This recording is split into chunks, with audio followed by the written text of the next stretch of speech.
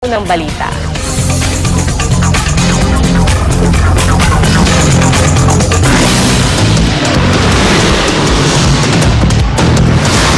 Ang mga unang balita sa umagang ito. Pinakasariwang sitwasyon sa mga bus terminal, Pantalan at Paliparan at ang daloy ng trapiko sa mga kalsada palabas ng Metro Manila ngayong Lunes Santo, aalamin live. Ilang bagasyonista nagsimula ng magsidatingan sa Baguio at Boracay. Dalawang suspect sa pang-hold up, patay sa shootout sa Makati. Palm Sunday Mass sa Vatican City, pinangunahan ni Pope Benedict XVI. Sinakulong inorganisa ng veteranong aktres si Nova Villa, iaalay sa tuluyang paggaling ni Comedy King Dolphy.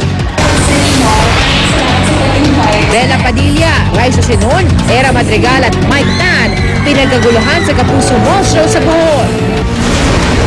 Huwag pahuli, tutok na sa unang balita.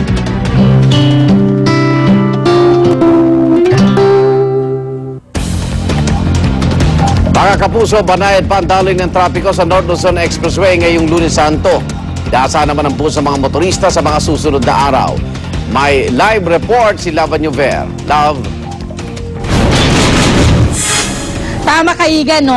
Abutin daw ng mga 190,000 na mga motorista ang posibleng magdaan dito sa kahabaan ng North Luzon Expressway ngayong Semana Santa. Pero ayon po sa pamunuan ng North Luzon Expressway, mahigpit po nilang ipatutupad ang speed limit. Ang kanila pong minimum speed limit ay 60 kilometers per hour. Samantalang yung kanilang maximum speed limit para sa mga truck at bus ay 80 kilometers per hour. At para sa mga light vehicles naman ay 100 kilometers per hour po ang maximum speed limit. Babantayan din po nila ang pag-overload ng mga buses. Payo sa publiko, agahan na po ang pagluwas sa probinsya dahil hindi nila papayagan ang overloading upang masiguro po ang maayos na pagbiyahe dito po sa North Luzon Expressway. Kung ang kapasidad lamang po ng mga bus ay 40 katao, tiyak na malapit po sa aberya kung ilululan dito ang 100 katao.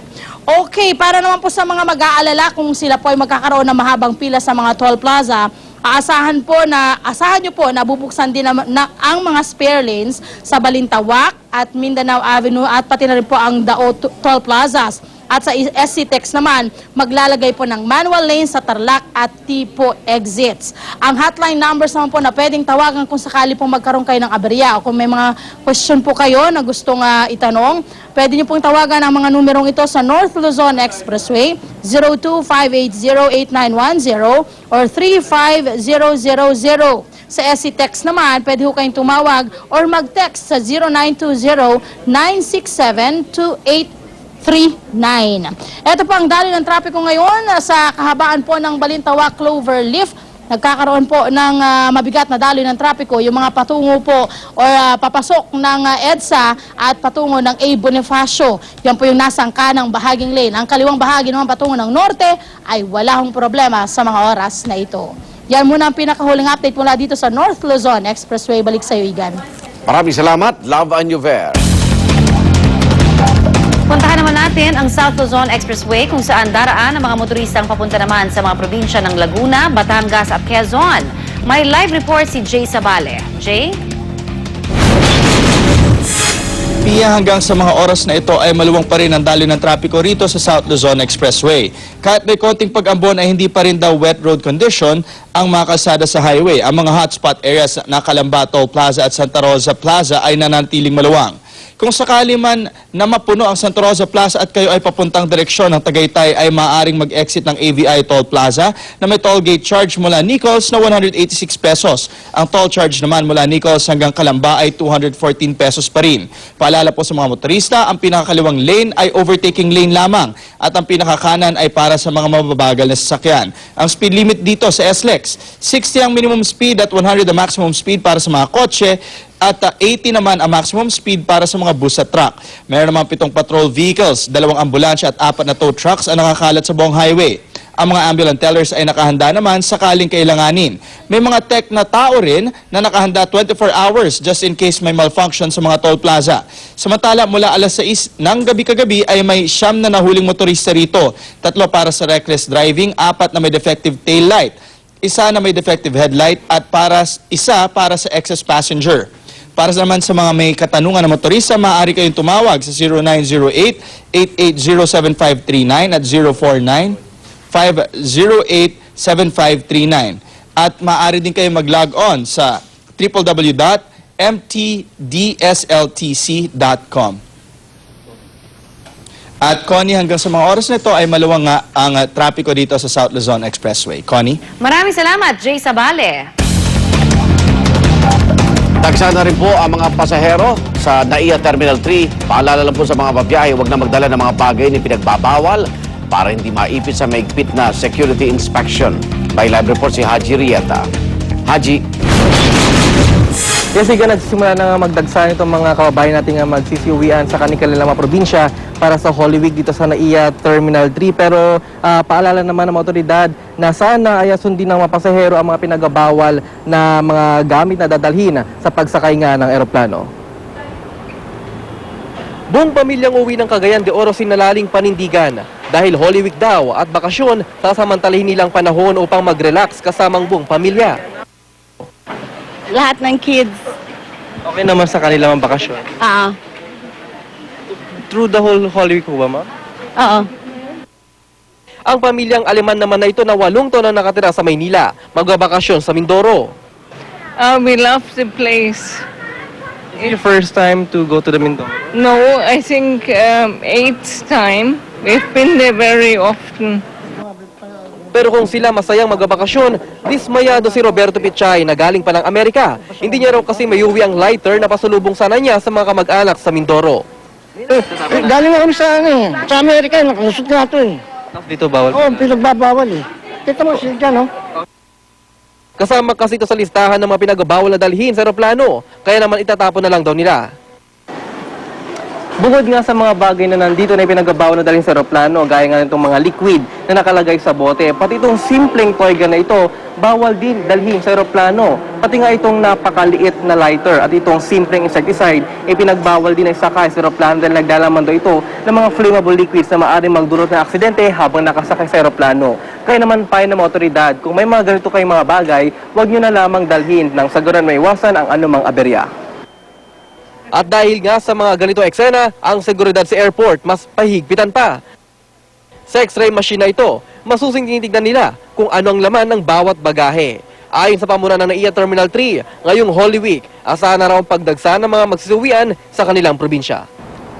Igan, samantala kanina may natagpo ang isang pakete sa may bukana ng gate 2 ng NAIA Terminal 3. At kasalukuyan niyang inalam ngayon ng SOU ng Special Operation Units ng Aviation Police na pinaginala ang posible maging bantalang seguridad ang nasabing pakete na yan. At mamaya Igan, alamin natin kung ano nga ang laman ng pakete na yan. Igan?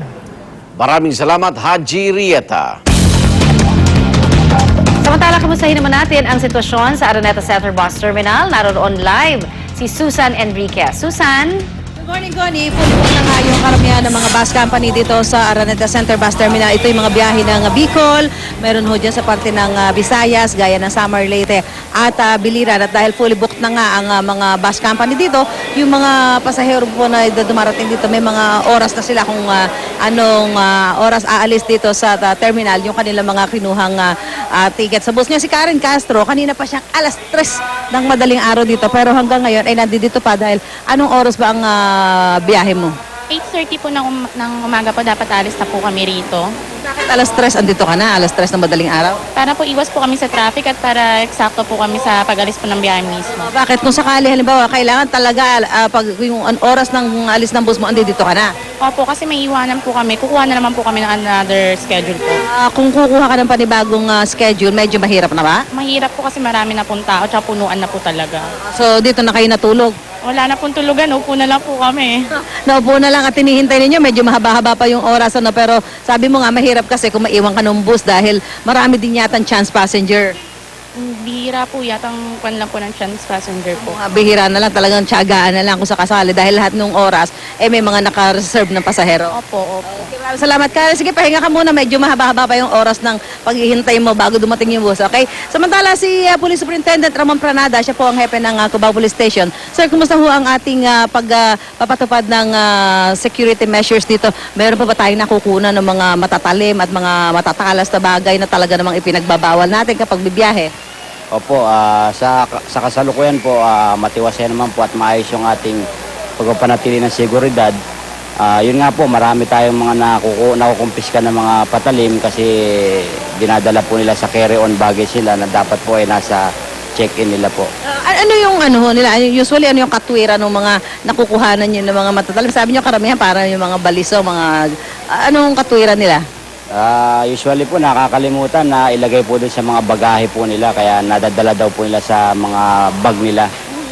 So, muli, ang ating panawagan, pakiusap, huwag lang magdala dahil talagang kukumpiskahin ninyo yon. Opo, opo. Bawal po talaga sa mismong sasakyan po.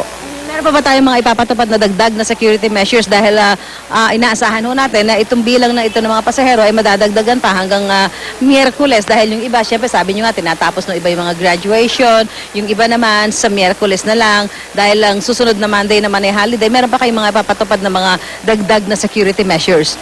Opo, magkakaroon po tayo ng additional na 4 to 6 personnel at saka mobile cars na iikot po within the Araneta Center po. Okay, maraming salamat. Si Police Superintendent Ramon Pranada, siya po ang hepe ng Cubao Police Station. So yung nakikita ho natin ngayon, yung iba ho dito, may mga oras na talaga ng biyahe ng mga bus na kanilang hinihintay. Pero marami din po mga chance passenger, yung nagbabaka sakali dahil wala na silang makuhang ticket para doon sa oras at araw na gusto nila. So magbabaka sakali na lamang sila na baka may mga pasaherong hindi sumipot doon sa mga oras na kinuha nila para sa kanilang mga ticket para ho makauwi na sila sa kanilang mga probinsya dahil inaasahan nga po na tataas pa o dadami pa ang bilang ng mga pasahero dito sa Araneta Center Bus Terminal para uuwi sa kanilang mga probinsya sa pagunita ng Semana Santa. Mula rito sa Araneta Center Bus Terminal, balik sa iyo, Connie. Maraming salamat, Susan Enriquez.